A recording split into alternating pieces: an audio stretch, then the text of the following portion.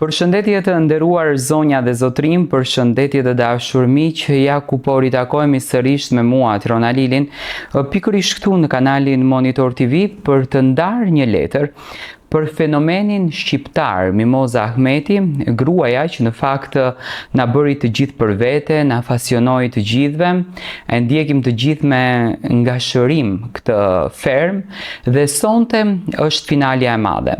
Ashtu siç të gjithë ju besoni, ashtu edhe unë besoj në fakt që Mimoza do të jetë fituesja e kësaj ferme. Mimoza do të jetë gruaja që realisht kur do del jashtë fermës do të shikon se sa tabu ka thyer dhe mendoj që do të jetë tepër mirënjohëse ndaj të gjithë publikut shqiptar që e mbështetën, që i qëndruan pranë dhe që i dhuruan atë emocion që Mimoza akoma nuk e beson që e ka rrëmbyer në ferma VIP. Por nga Mimoza Ahmeti nuk dëgjuam fjalë të bukura, nga Mimoza Ahmeti nuk dëgjuam një histori të mirë. Ajo tregoi që në Shqipërinë tonë të dashur, ku ne pretendojmë që jetojmë në drejtësi, ku ne pretendojmë që vlerësohen njerëzit të cilët punojnë, vlerësohen njerëzit të cilët studiojnë dhe vlerësohet mundi që ajo ka dhënë gjatë gjithë jetës, arritëm të kuptojmë që Mimoza, edhe pse një grua tepër e zgjuar, një grua tepër e lexueshme, një grua tepër fisnike dhe unike, nuk e kishte marrë atë të cilën ajo kishte kontribuar dhe kishte merituar. Përkundrazi, nuk kishte vlerësuar, ishte gjuajtur në tokë në një farë mënyre dhe kjo realisht është shumë e dhimbshme. Unë kam dedikuar një letër, një përmbledhje të jetës së Mimozës dhe të veprës së Mimozës, e cila sonte do të shpallet fituese e fermës. Ka njerëz që fitojnë famë nga rrethanat dhe ka njerëz që fitojnë respekt nga lufta. Mimoza Ahmeti i përket kategorisë së dytë. Për dekada me radh, ajo mbeti një grua që eci kundër rrjedhës, një intelektuale që nuk pranoi të përkulet. Një nën që sakrifikoi gjithçka për dy vajzat e saj dhe një shpirt i lirë që zgjodhi dinjitetin edhe kur jeta i ofroi vetëm vështirësi. Në një Shqipëri shpeshherë të ashpër, të padrejtë edhe të mbushur me pengesa për njerëzit e ndershëm, Mimoza Ahmeti e gjeti veten duke luftuar e vetme. Shumë kush do t'ishte dorëzuar përballë vështirësive ekonomike, mungesës së mbështetjes dhe së sfidave të përditshme. Por ajo vazhdoi të shkruante dhe të mendonte, të edukonte dhe të mbijetonte me forcën e karakterit që Mimozën e karakterizon. Ishte një grua tepër e shkolluar, me kulturë të rrallë dhe me një botë të pasur shpirtërore, gjë të cilën Mimoza po e transmeton çdo ditë në ferma VIP. Megjithatë, si shumë intelektual në Shqipëri, jo gjithmonë marrin atë që meritojnë, jeta Mimozës nuk i dhuroi luksin, por i dha sprova, nuk i dha rrugë të lehta, por i dha betejë të vazhdueshme, e megjithatë, Mimoza arriti të sigurojë jetën e saj me ndershmëri, me punë edhe me shumë krenari.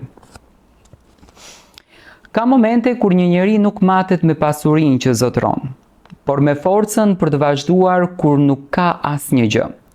Mimoza Ahmeti përjetoi edhe ato ditë kur parat ishin të pakta, kur pasiguria trokiste në derë dhe kur shumë kush mund të humbiste shpresën. Por ajo nuk humbi asnjëherë diçka më të rëndësishme, atë që ne e quajmë dinjitet.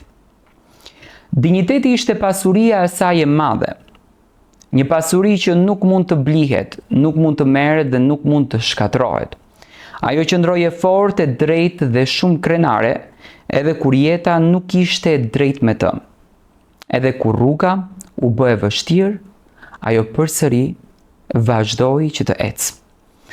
Por mbi të gjitha, Mimoza Ahmeti ishte dhe mbetet një nën.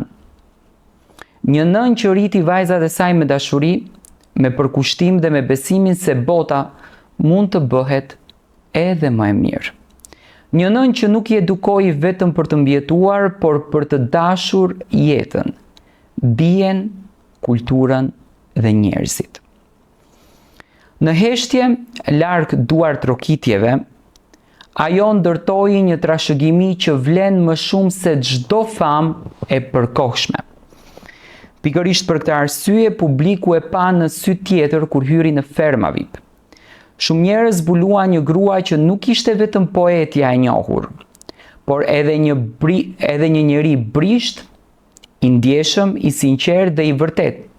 Publiku pa historinë e një gruaje që kishte luftuar gjatë gjithë jetës së saj, pa plagët, sakrificat, dhimbjen dhe forcën e saj. Ferma VIP nuk e krijoi Mimoza Ahmetin, këtë duhet ta themi. Ajo ishte e madhe shumë kohë para se kamerat ndizeshin.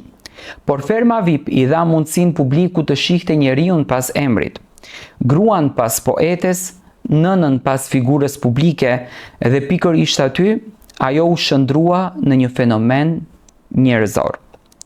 Sepse njerëzit nuk e prekën vetëm nga fjalët e saj, nuk u prekën nga kjo gjë. U prekën nga historia e saj, nga fakti që një grua mund të kalojë vështirësi të panumërta dhe përsëri të ruaj krenarinë dhe dinjitetin. Nga fakti që mund të ndihesh e vetmuar dhe përsëri të mos të dorëzohesh. Nga fakti që mund të mos kesh gjithmonë para, por të mbetesh e pasur në shpirt. Historia e Mimoza Ahmetit është historia e shumë grave shqiptare që kanë luftuar realisht në heshtje. Është historia e nënave që kanë sakrifikuar gjithçka për fëmijët e tyre. Është historia e tyre që nuk kërkuan mëshirë, por vetëm mundësinë për të jetuar me shumë ndershmëri. Dhe ndoshta kjo është arsyeja pse kaq shumë njerëz e respektojnë sot Mimozën. Jo sepse ishte e famshme, jo sepse ishte në ekran, por sepse përfaqëson forcën e njeriut që rrëzohet edhe ngrihet përsëri. Të njeriut që nuk heq dorë nga vetja, të gruas që pavarësisht të çdo vështirësie, arriti të qëndrojë në kulmin e dinjitetit të saj. Mimoza Ahmeti mbetet simboli i rezistencës, i inteligjencës, i sakrificës dhe i dashurisë së pafundme të një nëne. Një grua që luftoi vetme shumë beteja, por që në fund fitoi gjën më të rëndësishme, respektin e njerëzve dhe paqen me ndërgjegjen e saj. Në fakt, unë këtë letër me shumë krenari dhe me shumë zemër të pastërt, ja kam shkruar fenomenit Mimoza Ahmeti, sepse për mendimin tim është gruaja që meriton fjalët më madhore dhe letrat më të bukura t'i shkruen këtij personi. Unë uroj me zemër që sonte Mimoza të jetë fituesja e vërtet e fermës.